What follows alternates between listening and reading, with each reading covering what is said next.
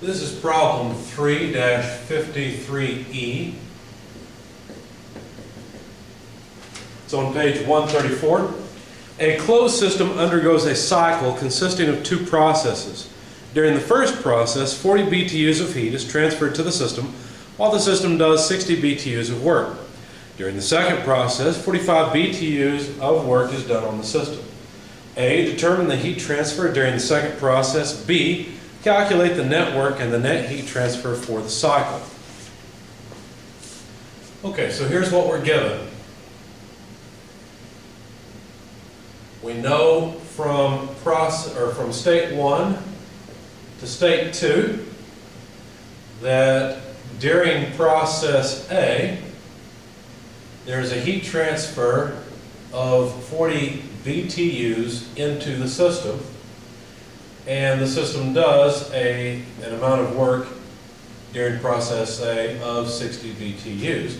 And then in process B, there is work done on the system in an amount of 45 BTUs, and we're supposed to find out the quantity of heat transfer. Now, we don't know the direction of the heat transfer during process B. We don't know if it's into the system or out of the system. It could be either way. But we're supposed to find out how much energy transfer occurs during process B, and then the net work and net heat transfer. So the solution to this problem is just a simple energy balance. And the energy balance just says that Q minus W equals delta U.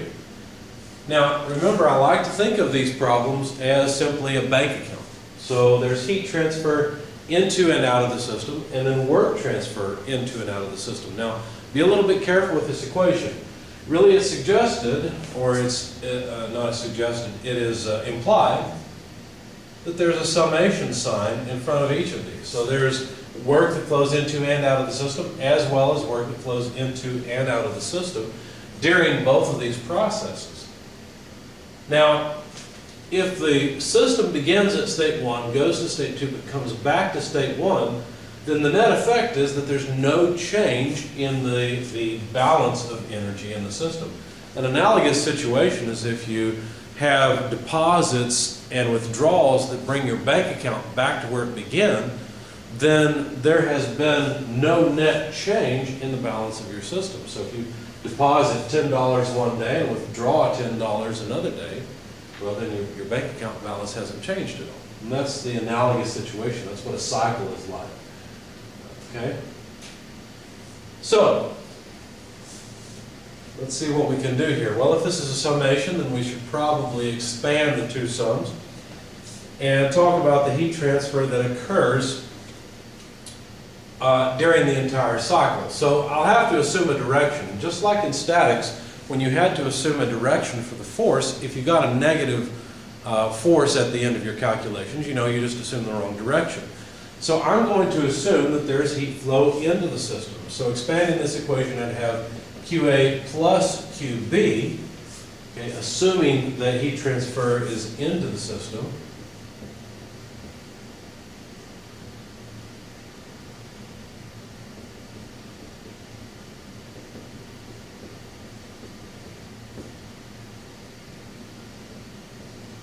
For process B, then I know that during process A, work comes out.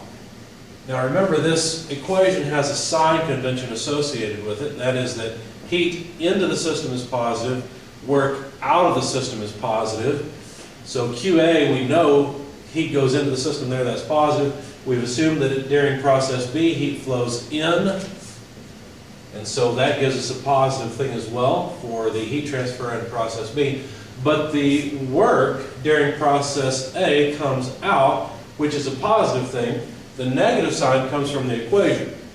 Okay, so work out is positive. I'll plug it in as a positive thing, but the sign convention, or the equation, gives us a negative sign.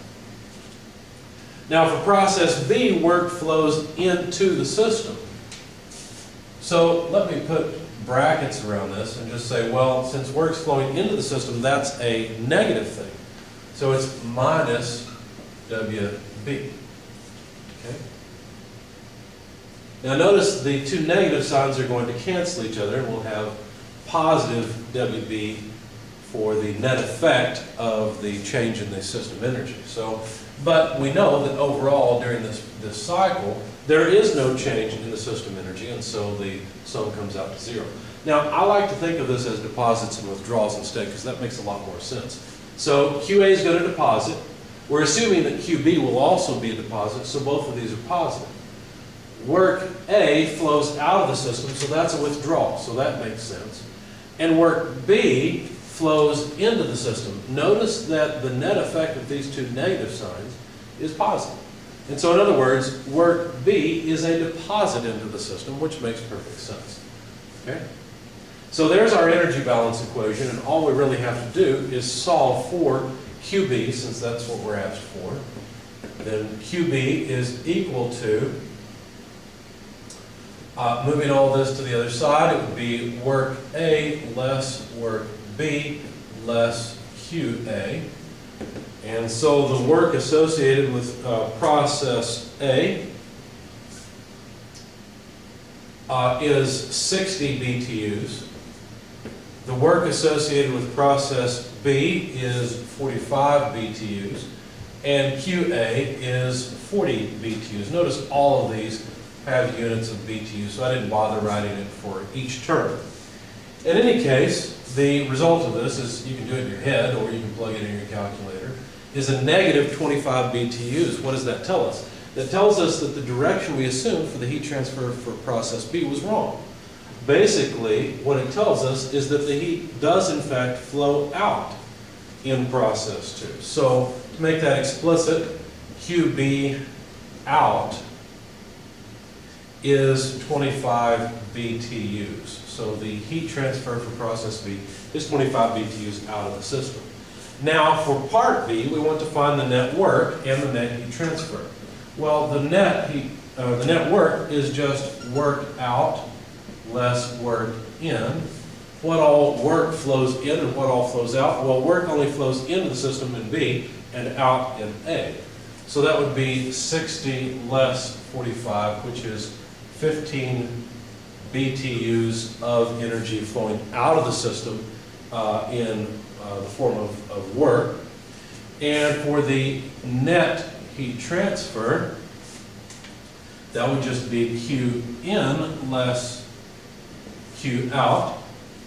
And that is, of course, QA less QB, which is 40 BTUs less 25 BTUs for a total of 15 BTUs of heat flow into the system.